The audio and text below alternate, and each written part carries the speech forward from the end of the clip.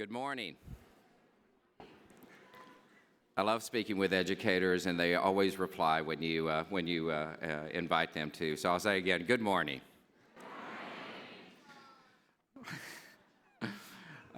Welcome to the closing keynote for the South by Southwest EDU 2013 Conference and Festival. We've had such a wonderful couple of days, and what an exciting conclusion to what we've enjoyed together. We believe our keynotes this year nicely frame and support our South by Southwest EDU community, from Asina's fantastic remarks on Tuesday to yesterday's spectacular conversation about massive open online courses, and certainly to today's highly anticipated speaker. Before introducing the next speaker, I have three quick programming updates for you. First of all, thank you very much to CK12 for hosting breakfast in the park this morning. We appreciate it. And secondly, you can't leave Texas without enjoying some barbecue, and so let me thank Edmodo in advance for their hosting of the closing barbecue, also in Brush Square Park following the keynote.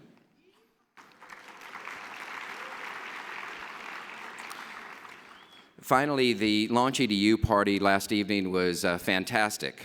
I think I saw a few of you on the dance floor, some of you with karaoke microphones. And I would like to give a quick shout out to a few folks. And first of all of the presenting finalists who participated. We celebrate innovations and creativity at South by EDU. We celebrated in the classroom, on the college campus, online, and the Launch EDU finalists are a wonderful reflection of the energy and interest in supporting teaching and learning. I'd also like to recognize a number of folks who helped with a fairly extensive program this year with Launch EDU, specifically our advisory board and most especially the co-chairs, Michael Moe and Deborah Quazzo from GSV. I appreciate very much your help and support. I also appreciate the wonderful work of the MCs and the judges. Again, we were very, very excited about it. We believe that all 24 presenting finalists are winners and deserve your attention and accolades. We all appreciate their work, but I will share with you that last night we announced that top honors were awarded to Clever for their good work in K-12. And to Speaking Pal in higher education, I think the first international winner we've had of our Launch EDU competition. The organization is based in Tel Aviv, and so please give them a warm round as well.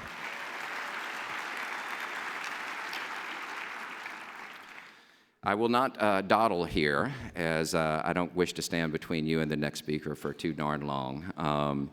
It is both a pleasure and a privilege to introduce a gentleman who I consider to be an Edison of our age.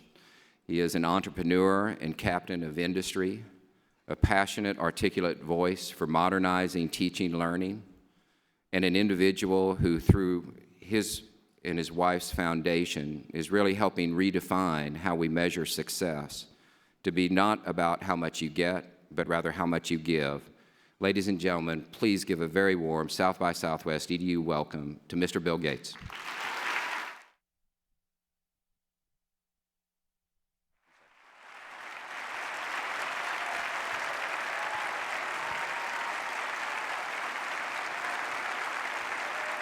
Good deal.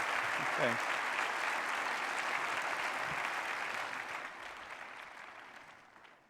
Well, good morning. It's pretty amazing to see how this conference has grown, and I think it's a kind of an illustration of my key message today, which is I think this is a special time for technology and education. I think we're on the verge of really making a big difference for lots and lots of students. The Gates Foundation has two big areas that we work in. One is education in the United States, and the other is global health. And in the education area, one of the big reasons we're optimistic is that we see so much innovation in this technology piece. And we try not to be naive about how complex it's going to be, all the pieces that are going to come together, but we really see that the right things are happening now to deliver solutions that make a difference. I decided to give an example of how innovation can completely change the framework of how we look at things. And the example that I chose is actually one that's from global health, our other area of activity. This first picture here, is that a clicker hooked up? I can click here. There we go. That's actually how polio, the paralyzing disease, was dealt with in the 1950s. That is, people got sick, they had to be put into an arm and lung, and it was a terrible problem. It had come along in big epidemics. The thing that changed it was the invention of a vaccine, just oral drops. This little vial here has enough for 10 children. And now this vaccine's been used on a global basis so that we're very close to actually completely eradicating polio altogether. Last year there were about 300 cases, down from over 400,000 when that campaign started. And with any luck in the next 6 years, we'll get every single one of those cases, and it'll be something people don't think about ever again. And so innovation can change the world in a way that your framework is utterly different. And I think the goal we all have here is that the quality of education, the way that we empower teachers to do their job better, to understand what each student needs, to personalize the learning experience, to make the information more relevant to the student, that technology comes along and plays a key role in that. So I want to talk a little bit about what some of the enablers are and what some of the challenges are. And then I'll use the second half of this session to bring up 3 CEOs who each in their own way is fostering this revolution, and hear from them about what's going well and what they think holds things back. Well, of course, computing has changed. The computer on your left is a big PDP-10. It cost about $1 million fully configured. That's the computer that when I was 13 years old, I would sneak in at night to get a little bit of time on. And it's about a 50th as powerful as the computer in your phone in your pocket. And so, I was desperate to get a little bit of time to use that machine because it seemed fascinating to me what it could do. And I love the idea that it could be a tool for communications and creativity. Well, it took quite a while before that got put onto a chip and put into a personal computer. And a whole industry was born, a software industry building great applications on standard platforms that led to both personal computing and the internet. And so there on the right, you can see touch tablet machine that's got the browser, video, music, rich communications that now cost in the $200 to $400 range. And so that is a phenomenal change. And the power of the digital platform is just going to keep getting better and better. Things like voice recognition, handwriting recognition, visual recognition through cameras on the device are going to make it a richer thing and a better platform, whether it's for the education software or for anything else. So that's a great wind behind our back, is that power. Now in education, many times in the past, people have said that there was going to be a revolution. TV sets being rolled into the classroom, quizzes being done on the computer. And of course, in terms of real instruction, none of those pronouncements ended up being true. In fact, there was a wave in the late 90s where there was a lot of optimism, but in fact, those pieces didn't come together. What's really changed in the classroom isn't much at all. We've gone from a blackboard to a whiteboard, sometimes a whiteboard that's touch-enabled and lets you connect up to the internet. But software is playing a very modest role. And in fact, if we look at scores, achievement of US schools, despite an almost doubling of the resources that go into K through 12 education over about a 25-year period, those scores, math, literacy, have stayed about the same. And that's a bit disappointing, not only because we put those extra resources in, but because the job market wants more people who are graduating not only from high school but for college, and there's over 20 other countries who during the same period, while devoting less resources than we do to education, have gotten their results up very substantially. And largely that's not been done through any use of technology. It's been done through the teacher personnel system, culture, focus. And so we find ourselves falling behind in a very critical area. Now, one good piece of good news is that the fragmentation that existed in terms of what math you wanted to learn in one state versus another state, now that's coming together somewhat. So we've got the Common Core standards adopted by most of the states, and as we get the momentum, as we get the tests, I think we'll get exactly what we need in terms of being able to make a unified investment in these tools, so you're not having to go out and do 50 different things. This is only today in the literacy and math areas. It's going to be extended to science, ideally off into other areas as well, because the idea that the online platforms can target a clear standard is incredibly valuable. Not only do we have this powerful technology, but we've got a lot of penetration. In fact, as we think about PCs and tablets and things, there's even a question of how much it's going to be the student bringing their own device in and the software being able to work on whatever they bring in versus the school itself actually providing it and having to homogenize the hardware.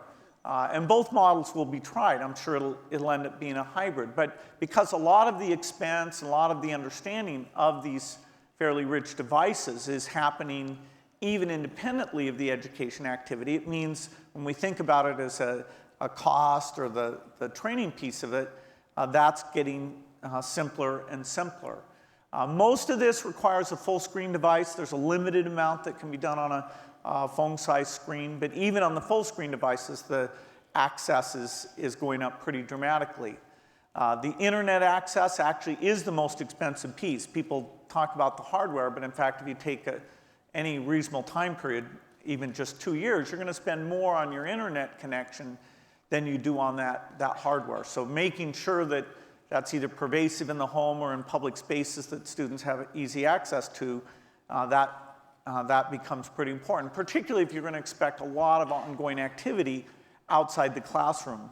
For example, in a flipped classroom type scenario where you're literally assigning a significant amount of video lecture material that the kid is expected to watch while they're outside the classroom. So the tipping point of the availability and the price coming down, that combination should mean that the technology is not a gigantic barrier. I'm not saying that the reliability, the complexity, the battery life, the kid whose device doesn't work properly, there aren't a lot of things we need to work through in terms of the quality and the way that software runs across these devices. But that's gone from being almost an impossible problem where you have to have shared use and you don't have it outside of that limited period of lab time to something that's available 24 hours a day. Of course, we also have some great innovators who are starting to use this technology. One of the thresholds I think is interesting is just simply access to video on the internet and what the cost of that is. Back in the late 90s when we had the last wave of optimism, high level of investment, to store an hour of video on the internet cost $400. And so it was a pretty significant thing. And you couldn't simply say, okay, we're going to take every teacher's practice, make it available so they can review it. They can have experts give them advice on it. Putting together a whole curriculum, it would be very, very expensive to have that be stored. Today, that storage is 2 cents. And so it's in a completely different realm where you can almost think of it as free to put lots of rich video up. And of course, every other form of information, text, is way, way smaller than that. So the piece about, what does that back end look like? Isn't that overly complex to develop and maintain? That's completely solved. I talked about the end devices being available, so now we're ready for this application.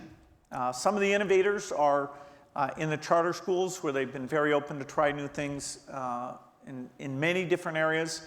Rocket Ship's a great example of a charter that really was created around the idea of using technology as part of the daily experience, and having the kid go through not only individual digital instruction, but group digital instruction, and have a very different school day than you would have before. There's also a lot of public schools, which is very exciting, who've gotten into this as well. So Mooresville, North Carolina is an example.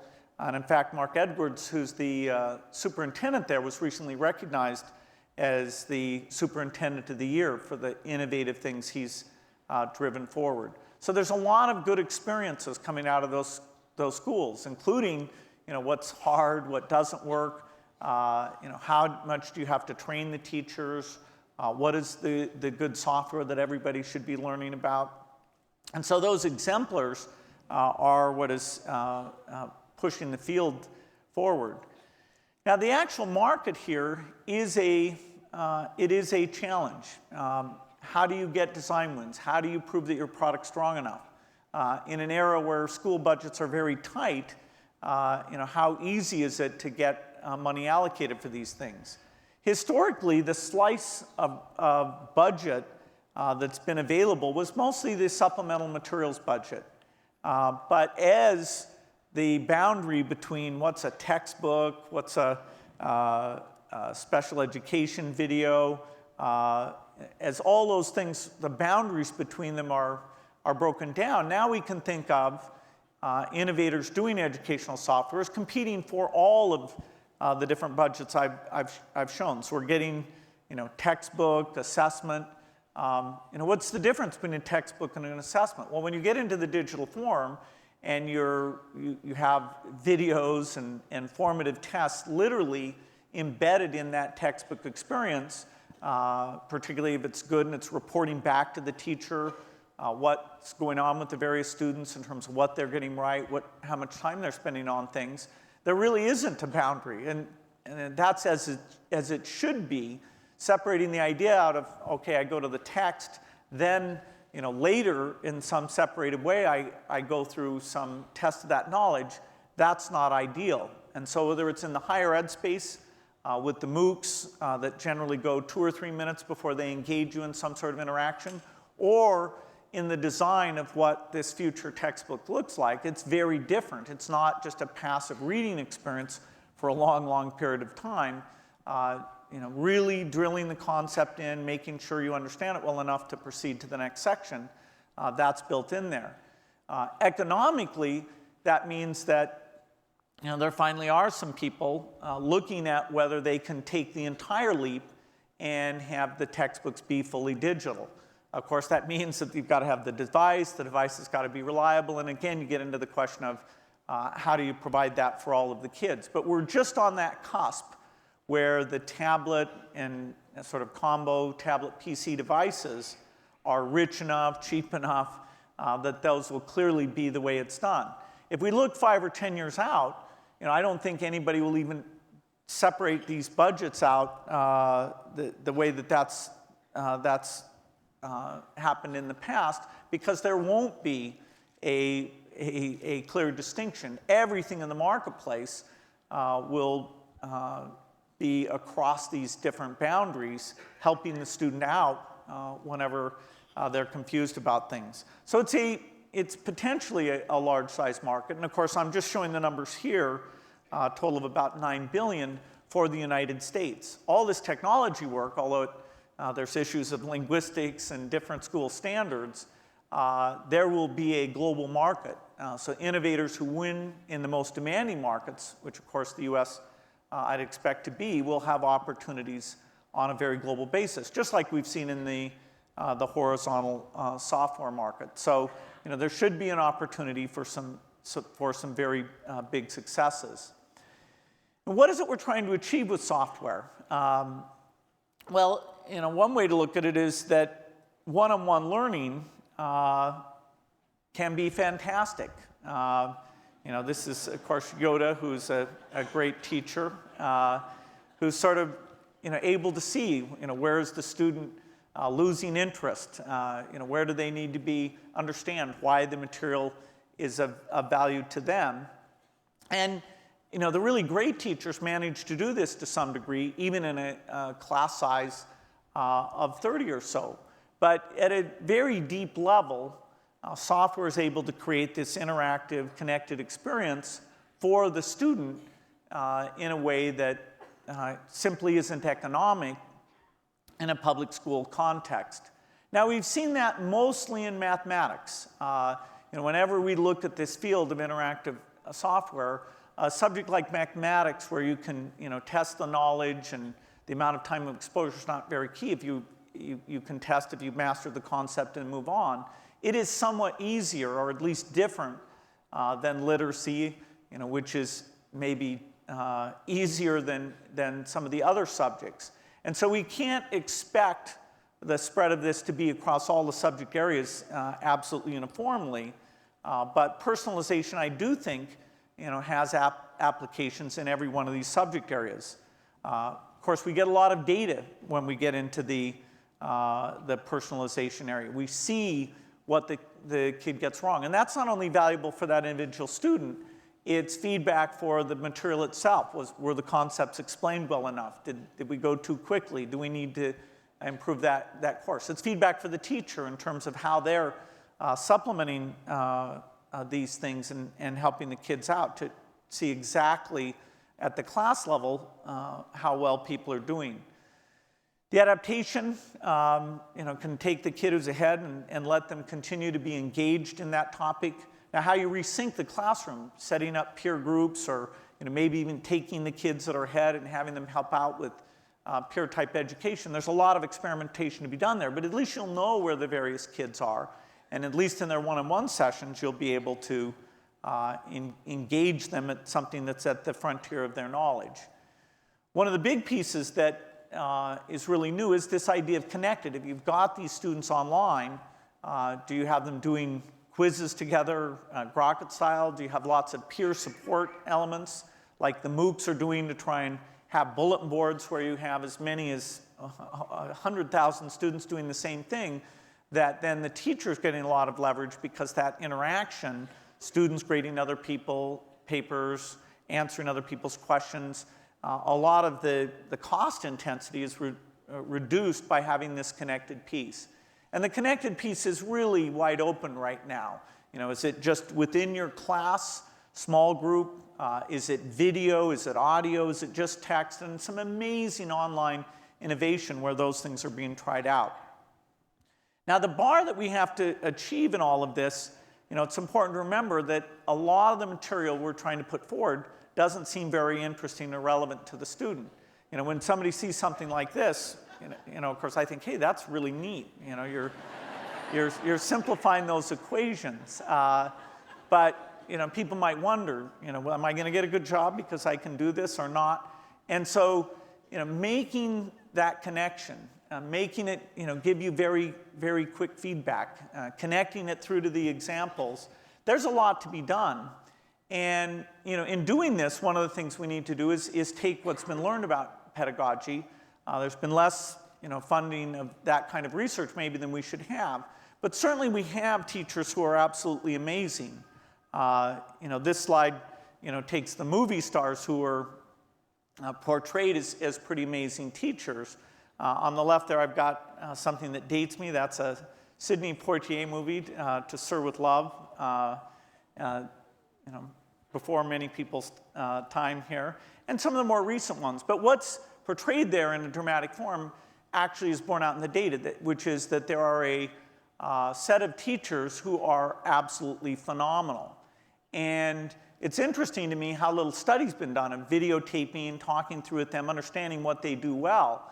Obviously, as we learn about that, and we do need to learn more about it, either having them as the lecturer or capturing those ideas and having teachers watch those things and learn from them and be evaluated on those characteristics, that will raise the quality in the profession as a whole. And so, although we mostly talk about students engaging with the software and engaging with the data, there's a whole segment here of the teachers learning from each other, seeing best practices, getting more feedback, taking the sort of isolation that has been more the norm and using digital connection to create communities. You know, even in specialized area, like if you're a speech therapy teacher or a special education teacher, the fact that these platforms let you categorize your students, talk about what their challenges are, and reach out to experts sort of anywhere in the country who might be able to give you examples about what's worked with that type of students, it's really breaking down that isolation in a very strong way. And so the teacher level and the institutional level, the parent level of this thing is part of where the breakthroughs are necessary. Now, it was fascinating to me to go back and look at this data. I remember there was kind of not only a bubble in internet software in general, but also about the role of the internet in education in the late 90s. And so it's fascinating to see that in terms of either number of investments, dollars of investments, we're getting back up to that level. Obviously, it begs the question, is it like that time when we were kind of naive? I mean, we can think through that those things weren't very deep, and now it's pretty obvious that they weren't going to do that much. But there was this belief, and so we have to check ourselves and say, is it really different this time? I think we have data from the early things that really showed that it is, and it's just fundamentally very different technology. And so it's wonderful to see people coming in and making these investments. The venture capitalists were out there taking these risks. The entrepreneurs are to be congratulated because that is the heart and soul of innovation. There will be a mix of for-profit stuff and non-profit stuff in here, but the for-profit sector is going to have to bear a very significant part of it. Now, it's interesting to look where these investments are taking place, the different categories that you get into. Content is a very big part of it, taking gaming technology in, taking various areas, including English as a second language students are doing things.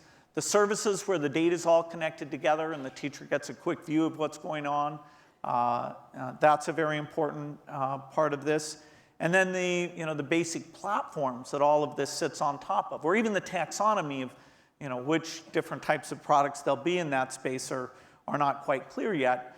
That's another vibrant area. Actually, even with a little bit more, the way this was drawn, a little bit more being invested in this than in the content piece. We have things like authoring tools that empower teachers to do things on their own. We have community environments where the things that are very good can get feedback and those things can be continually improved. Now you might say, is the overall investment here commensurate with the importance of education? And even though we've had this growth, I'd say absolutely not.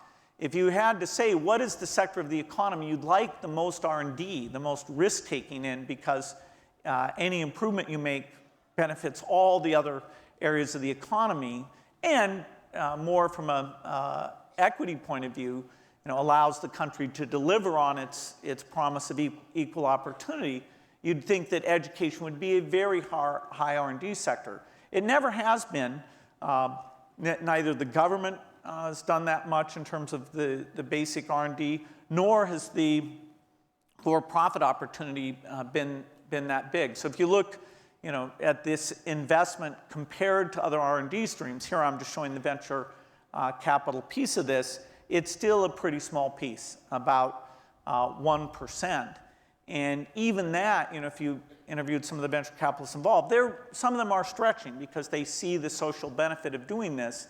Ideally, we'd pay them off and have that 1% expand to a much larger number. It would be rational for society for it to be much larger and really create that big opportunity.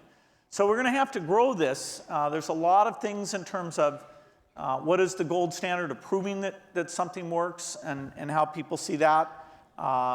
how do these products connect together? And so a school doesn't have to really just take one overall solution and across all the different subject areas be locked into that. Rather that you have exchange of information and standards so that you can mix and match across different subject areas, supplemental materials within a subject area, special software that helps out kids who may have special needs. We need this to be something where it's a very thriving ecosystem. And so collaboration across many boundaries will be important. People who know the pedagogy, people who are doing the software developments and how their different products work together, even things as basic as single sign-on, which, in the practical world of taking 5 or 6 different packages and getting your class set up, that's been a huge challenge. Only now are we starting to see both standards and products that deal with that most basic of things that make people reluctant to go across different areas. We do need a lot of risk takers in the space, and that's why it's great to see that it's really starting out.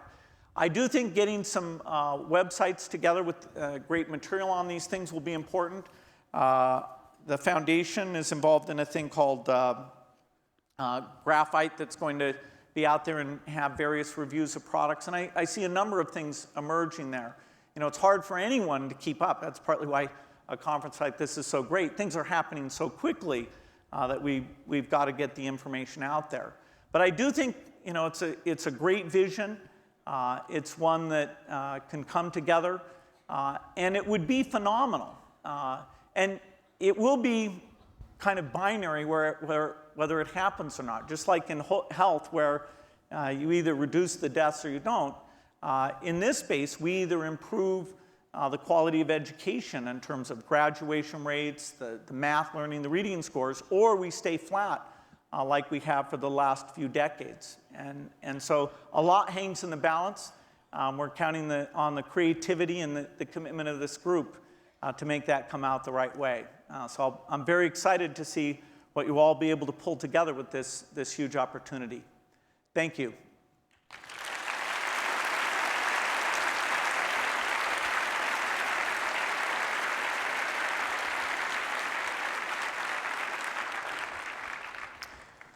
With that, now I'm going to sit down and ask some of these CEO entrepreneurs to come out. And I want to start with Jesse Woolley Wilson, who's the CEO of Dreambox and doing amazing things. So let's welcome Jesse.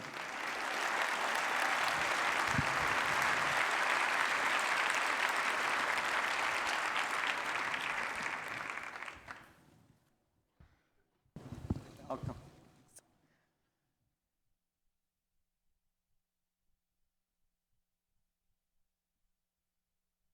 Well, Dreambox is off to a great start. Tell us about how what's been the secret for your success. Well, Dreambox is an intelligent adaptive learning technology that seamlessly integrates instruction with assessment to deliver millions of individualized learning paths for students. And right now, our curriculum is focused on mathematics, elementary school mathematics. I think the secret sauce is that it delivers continuous, real-time data that is relevant and actionable to both the student and the learning guardian, be it a parent or a teacher. And so now we have an opportunity for technologies that were kind of on the periphery of instruction, kind of the rearview mirror. What happened yesterday? What do we need to do better tomorrow? To technologies that impact learning at the point of instruction, when it's the most important time to give that continuous feedback to learners. The other piece of the secret sauce, I think, is that we are not just focusing on data around does a student get something right or does a student get something wrong. It's much more about the thinking process and the doing process. So in our technology, we're actually capturing the strategies that students are using to solve problems. Not just did they get it right or wrong, but the strategies. So I'll give you an example. Let's say that you and I are second graders. And let's say you're really bright. And I'm less bright. but promising. In Dreambox, we have a series of virtual manipulatives that we use so that students can show what they do. And Dreambox might ask us to build a number by using a math rack. So build the number 37. So you understand groupings and you recognize tens, and you very quickly throw across 3 tens, and a 5 and 2 ones is one group. You don't ask for help, you don't hesitate, your mouse doesn't hesitate over it, you do it immediately and you're ready for the next. I, on the other hand, am not as confident, and maybe I don't understand those grouping strategies, but I do know my ones. So I singly move over 37 beads. Now, you got 37 and I got 37, and maybe in a traditional learning environment, we would both go to the next lesson, but should we? So in the Dreambox learning environment, you might be given an exercise around subtraction. Why didn't you go to 40 and minus? In the Dreambox environment, for me, they might take me earlier into the curriculum to reintroduce me to grouping strategies so that I get exactly what I need in a very supportive environment. I don't feel stupid sitting next to you. I feel inspired. It's a gaming environment. And we both get what we need when we need it. And I think that's the last piece of the secret sauce, which is that we're not a gaming company, but we've leveraged gaming protocols to keep kids motivated so that they persist through challenge. Because if kids persist, then they progress. And if they progress, it's their best shot at proficiency. So I think these technologies are creating a new paradigm of learning where it actually doesn't matter. It doesn't matter what zip code you come from. It doesn't matter where you start. It just matters that you continue to evolve, demonstrate your thinking, and in doing so, you get a comprehensive understanding of the topic. And that's transferable skills. And, it's fun. I think learning can be and should be fun again. Well, adoption is always a big challenge. To what degree have you used research studies or clever techniques to lower the barrier to entry to foster increasing adoption of the product? Well, I will tell you, one of our biggest challenges is de-risking the move to adaptive. People are confused by adaptive. A lot of people hear this term adaptive, but people really don't understand what it is. And honestly, in this, particularly in the public school system, there isn't a lot of leeway for experimentation. As you just said, there are so many new technologies, there's so many new solutions. How is a teacher or an educator to pick? So I think one of the things that we try to do is de-risk it. So we allow teachers and really parents to try it for free. And we found that when they are able to generate their own specific data about their kids in their classroom, in their context, and they see the enthusiasm students have, and they see the progression, that oftentimes they find ways to leverage federal money or their operating budgets. They find ways to pay for what works. And so, do you see the volumes going up quite substantially at this point? So we started focusing on schools. We've been selling to schools for about 2 years, and we're in 48 states and the District of Columbia. But we really wanted to make principals and teachers heroes. And what happened was we did that, and then district resources took a look at it, and they decided to do a district-wide implementation. So we started with schools. It's a much shorter sales cycle. That helps us. And we have a lot of parents who saw the magic of Dreambox in their kitchen, and they wanted to make sure that their students had it in their classroom as well. It's still a challenge, and it'll continue to be a challenge as long as there's no reward for innovation and experimentation. So the tough thing about this is if you experiment, then sometimes experiments are not successful. It's still good for you to know why they're not successful, but they're not successful. But in an education context, who wants their child to be on the experiment that doesn't work? And are there teachers who've been resistant to using the approach and other teachers who've been more aggressive? I mean, if somebody does a school or district-wide adoption, they're basically asking all the teachers to jump in. Yes. And is there how do you get them all on board? Well, we made a decision early on at Dreambox to bring teachers in. We took master teachers out of the classroom, people who understood classroom practice and understood mathematics deeply. And we sat them down next to software engineers, and we said, collaborate. Talk about benevolent friction. But what resulted was a technology that these teachers wanted to use in their classroom. They had their thumbprint on it. And so we find that because we have these virtual manipulatives, a math rack, a number line, teachers are familiar with that. They use them already in their classrooms. So they don't feel that the technology is overwhelming. They don't feel stupid using the technology. They feel supported. They actually, a teacher told us, it feels like I have a teaching assistant for every child in my classroom, even though my district can't afford it anymore. So this is a technology that is, at the same time, it's student-driven, it's supported by teachers, and it gives a lot of relevant real-time data to teachers so they can get unique insights about an individual learner, groups of learners, or a whole classroom or district, and they can take action on that and modify their instructional practice. So if that teacher in that example saw that neither you or I understood grouping strategies, she could take that data and modify her instruction and give another live instruction that's better and more effective. And finally, where do you see the company going? You've done math, you've done, I guess, all of K through 5. What's the future look like? So we built this intelligent adaptive learning engine to be grade, age, and really content agnostic. As long as we can get quality curriculum that can feed our adaptive engine, we don't see that there is any limitation to what subjects we can cover. So if you, for example, divide the reading industry into learn to read, phonemic awareness, letter recognition, versus read to learn, there are a lot of applications of adaptive technology that are very promising. But one thing that we will continue to do is focus on the thinking, focus on the strategies that students, it's not good enough to just throw more data into teachers and into schools. They have a lot of data. They just don't have data that's actionable, that's relevant, and that's easy to metabolize. And we're excited about what we've been able to do so far. Well, that's fantastic. Now let's move to a school CEO. And so I'd like to ask Diane Tabner, who's actually the CEO of Summit Schools, quite an amazing charter school, to come up. Thank you. Welcome. Thank you. Wow, this is cool.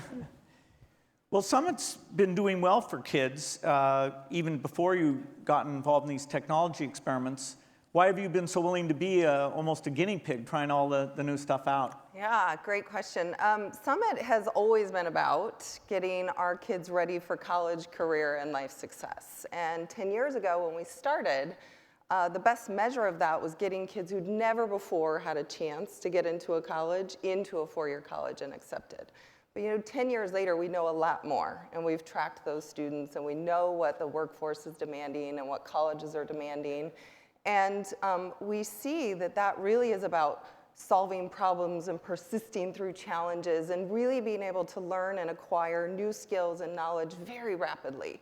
And what we see is a huge disconnect between schools and the way they're organized and how they incent and ask kids to really follow instruction and do what an adult tells you to and learn what we want you to learn when we want you to learn it. And even schools like Summit are still really environments that are largely driven by adults. And so when we realize that what needs to happen is kids need to be empowered to drive their own learning, to own their own learning, because those are the skills they're going to have to take with them into the future, we had to change. We just couldn't go back. So help us understand, what does a transformed school look like? It sounds like a real change. It is a real change. And at first, I think when you walk into our schools, it looks like this amazing engaged learning that you'd see in the best classrooms in the country. But if you start to look a little bit deeper, I think the first thing you'll probably notice is the space looks different. You're not going to have these really isolated classrooms with a single teacher and a set of students. You're going to see the space is much more open. It's much more free-flowing. And you're going to see pods of kids collaborating and some working independently and teachers sort of mixing. Oftentimes it's hard to find the teacher in our schools because they're really engaged with the students. And kids are going to be using technology like we do as adults. My laptop is just a part in my phone. phone. This is what I use as tools, and that's how the technology will be used with the students. And then if you dig even a little deeper and you start looking over some shoulders, you're going to see that every student has their own dashboard, and it's really telling them minute by minute where they are, what they've mastered, what they're working on, all the tools they need to do that, the feedback they're getting. It's helping them track the goals and their learning plans, and it's connected to their parents and to their teachers and to their mentors, so we can all be working together to support them. And have you been happy with the technology that you've gotten? Have you had to do some of your own? How does that We've look? done both, and I actually brought some fun stuff to show you quickly. Maybe, hopefully. I think. Oh, this is You can play that if you want. I can play Dreambox. Oh, I wish I could use Dreambox. Sorry. My son does, but my kids are too big for that. So the first piece I want to show you is a platform called Show Evidence. And when we think about technology in schools, we're often thinking about content. That's a huge part of it. But sometimes people get this idea that, oh, we're trying to replace a teacher. And what I love about this platform, Show Evidence, is it really puts the great teachers on steroids. And it allows for this collaboration you were talking about, because it's this community of, this is really for deeper learning. It's about projects. It's about what we call performance assessments, where we're asking kids to bring a bunch of skills together into an assignment. And this one I've got up for you right now is we ask students to write an op-ed. And what you've seen is a student has placed their performance, their piece of work, on the platform after really being guided through all the learning of it. And now I, as the teacher, am going through and using this incredible platform to drag and drop and give them feedback and really show the evidence that they've mastered, whether it be creating a thesis statement or making an argument or using examples to support their work. And then, here's where technology gets great. At the end of that, I've focused on that. I can even voice record notes to them and feedback to them. So many fewer red pens are going to die as a result of this platform. The analytics on the back end have created this incredible dashboard for me. So I see all the evidence I've tagged. I see the pieces where kids were missing. I'm not a teacher sitting there anymore going, well, how was that? Was that a 2 or a 3 or a basic or above? It's all there for me. I can override it if I want, but it helps me with my practice and my rating. And then finally, it shifts to giving that feedback to the students so they can really improve their work and their writing, whether it be on that piece or the next piece. It, of course, keeps it all as a portfolio, tracks it against different classes, across subjects. Really powerful feedback for kids to truly improve the skills that they need to have going forward. And a great collaboration tool for teachers. And this one is this incredible company that we found. I literally stalked the CEO and had to be the first customer to get it. The second one we've developed in partnership with a technology company.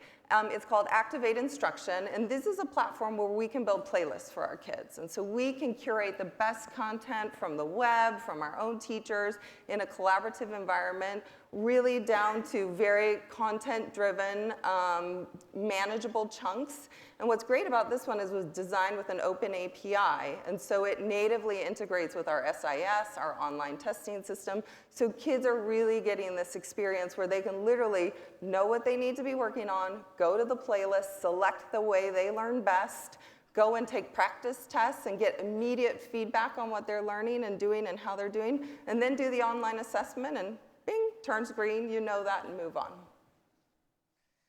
Well, Summit's doing an amazing job. What thoughts do you have on how we take the impact and make it even bigger?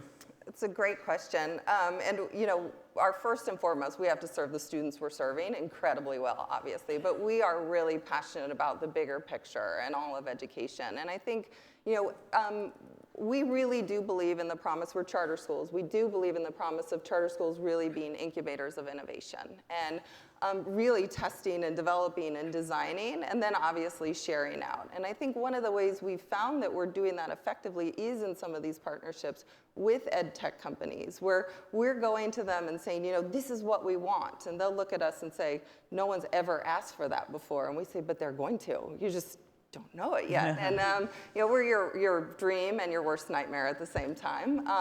But I think really pushing the field forward and building the tools that can then support that. And also be an example of what's possible. We have hundreds of people coming to visit and just look at our schools and see what it looks like and imagine what might be possible.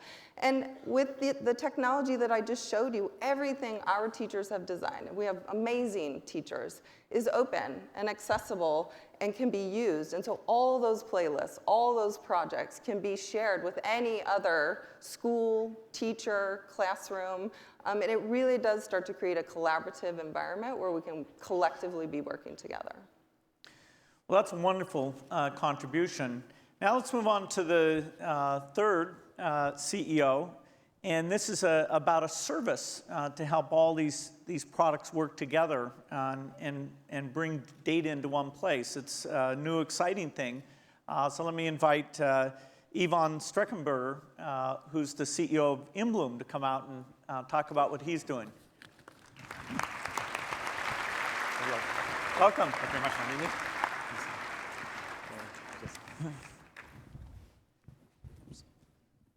Well, tell us a little bit about InBloom. Where does it fit in this picture? So InBloom is addressing real issues for teachers. And the first thing we've done with InBloom, let me see what they good. Okay, sorry. No problem. Keep talking. There. Yeah, so the first thing we did before starting InBloom was to listen to the teachers, asking them what they were facing in the classroom. How could we help them? And what you see on the screen is some of the quotes we heard from them. Their own words, no editing here. And the three themes that did resonate with me are really around the complexity sometimes we introduce in the classroom. First, these teachers use technology in their everyday life. They like technology, for the most part. When they come in the classroom, it's sometimes very difficult for them. The second piece is they want to be able to collaborate. They want to be able to talk to each other. They want to be able to engage their parents. They want to be able to engage their peers as well. They want to work with the students as well. And the third part is they have to really engage the student at a very personal level. What InBloom does is trying to make this easier. We're trying to address the fact that the system do not talk to each other. It's very complicated. It's very difficult for a teacher to operate with this complex technology. With InBloom, we're trying to put in place the pipes, the tools that will make it easy. We're working with a district called Everett, outside of Boston. Very interesting district, it's about 7,000 students. These districts has a very high number of non-English language learners, very high turnover, over 30%. And these districts use 20 different assessment engines. 20, which mean 20 user name, 20 passwords. Probably seeing on this on the post-it somewhere. So think about the life of a teacher. Within InBloom, we're trying to address those issues to make it much easier for them, and also to unleash, to release this information, this data, to make it become real information, usable information in the classroom. So the model requires partnerships with the assessment engines, the software developers. How's that piece going?